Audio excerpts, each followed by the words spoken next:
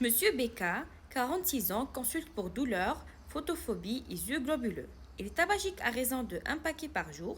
À l'examen, vous êtes frappé par la rétraction palpébrale supérieure bilatérale et vous suspectez une oxophthalmie.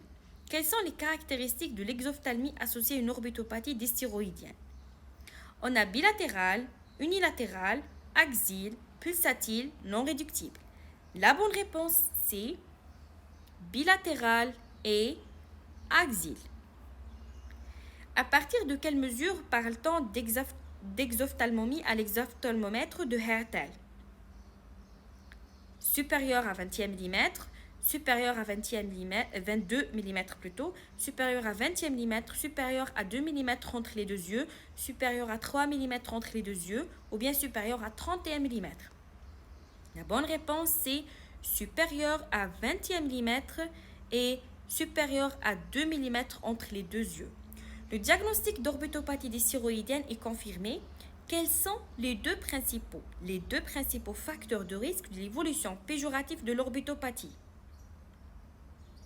Soit le tabagisme, soit le taux bas de TSH, le passage en hypothyroïdie, le sexe féminin et l'âge. La bonne réponse, c'est le tabagisme et le passage en hypothyroïdie. L'examen à la biomicroscopie a mis en évidence une hyperémie conjonctivale, une cornée qui fixe la fluorescéine d'une façon ponctuée et au fond d'œil, un œdème papillaire stade 1 bilatéral. Œdème papillaire stade 1 bilatéral. Quels sont les diagnostics à évoquer? Kératite neurotrophique, kératite d'exposition, kératite immunologique et une neuropathie optique atrophique et une neuropathie optique œdémateuse. La bonne réponse, c'est une kératite d'exposition et une neuropathie optique œdémateuse.